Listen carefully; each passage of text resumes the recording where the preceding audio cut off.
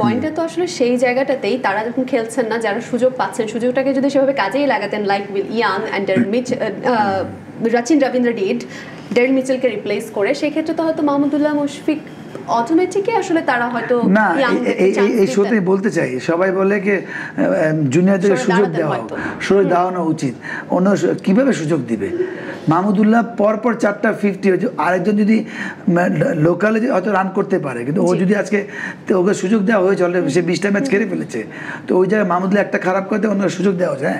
হ্যাঁ, এটা মাহমুদুল্লাহ ডিসিশন নেবে কি আমি 39 আমি আর খেলবো না, এই এত সমালোচনা আলোচনা, প্রতিটা প্লেয়ার একটা আবেগের জায়গায় থাকে, কিন্তু আমরা বলতে পারি না, মানে হয়তো আমরা এক্সপ্রেসে বলতে পারি, কিন্তু ওই যে সোশ্যাল মিডিয়া যে অ্যাক্টিভিটিস বা আমাদের যে গণমাধ্যম আছে, এটা বুঝতে হবে কি ওর জায়গায় কাকে নিচ্ছি আমি। আজকে মাহমুদুল্লাহ ওয়ার্ল্ড কাপের আগে কিন্তু সে চান্সই ছিল না, ওয়ার্ল্ড কাপে 100 করে তার কিন্তু কন্টিনিউ করেছে, যদি ওই প্লেয়ারটা কন্টিনিউ করতো, ওটার জন্য আজকে সাফার করছি আমরা কম্পিটিশন দরকার নেই, যাকে আমি নিব মিনিমাম পারফর্ম করবে, মিনিমাম, ওটা তো করছি না আমরা হয়তো একটা 100 করে বা একটা 70 করে, পরে 4টা 5টা 8টা 15 12 5 10, তখন আবার আমরা চিন্তা করি ব্যাক টু প্যাভিলিয়ন, আবার আমরা ওই প্লেয়ারকে আমি নেই, বিকজ বড় টুর্নামেন্ট একটা ইমোশনাল ইভেন্ট, আমি ওকে নিব, এটাই আর কি, যেটা ওদের ক্ষেত্রে একদম হয় না।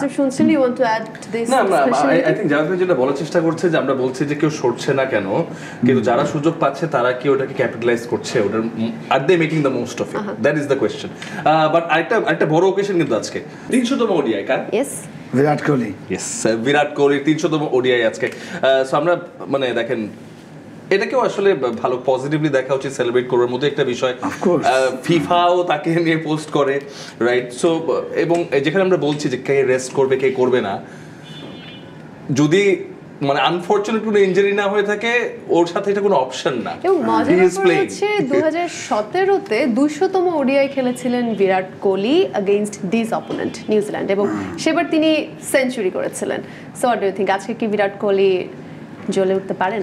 মানে যে বড় ম্যাচে বড় প্লেয়ার যেমন ইন্ডিয়া পাকিস্তান ম্যাচে ঠিকই, এবং তখন কিন্তু পুরো মাঠ, ইভেন কি পাকিস্তানি ফ্যানদেরকে আমরা পরে ভিডিও দেখলাম যে তারাও ওয়েট করছিল যে ওর সেঞ্চুরিটা হোক। আমিও পার্সোনালি আমি চাচ্ছি আমি ভাই হোক, কেন হয়তো ওরা ক্রিকেট লাইক ক্রিকেটীয় সৌন্দর্য, হ্যাঁ মানে এত গ্রেট প্লেয়ার 300 ওয়ানডে, প্রথম হচ্ছে মানে নো ডাউট ওর কনসিস্টেন্ট পারফরমেন্স, ওকে নিয়ে কি আরে সমালোচনা, এশিয়া কাপের আগে, ওয়ার্ল্ড কাপের আগে, এই টুর্নামেন্টের আগে 3টা জায়গায় ওইটা। দ্বিতীয় হচ্ছে 300 ওয়ানডে, অন্য টেস্ট ওডিআই বাদ দিলাম, টি20, ওই জায়গায় নিজেকে ফিট রাখা, এটা বিরাট ব্যাপার ইন ইন্টারন্যাশনাল, মানে ফার্স্ট ক্লাস না, কিন্তু কিছু একটু নেগলস হলেও ক্যামেরা ধরে, হি ইজ স্ট্রাগলিং, তো ওই একটা জায়গায় সিলিউট, একদম পারফরমেন্স তো আছেই ধোয়া ছোঁয়ার বাইরে, কিন্তু এইভাবে 300 ওয়ানডে এরকমভাবে কন্টিনিউ ফিটনেসের জায়গায় বাদ দিয়ে বিরাট ব্যাপার। ওয়েল ব্যাটারদেরকে নিয়ে আমরা বললাম অবভিয়াসলি বিরাট ব্যাপার, আর বিরাট যেহেতু স্ট্রাগল করছিলেন কিন্তু আবার এই টুর্নামেন্টেই তিনি দারুণভাবে কামব্যাকও করেছেন। সো আজকেও যেহেতু এই যে বিভিন্ন স্ট্যাট নিয়ে আমরা কথা বলতে এগুলোও খুঁজে বের করে ফেলি, সো আজকে 300তম ওডিআইতে একটা চমক আলাদা করে বিরাট কোহলি ফ্যান্সরা দেখতেই চাইবেন।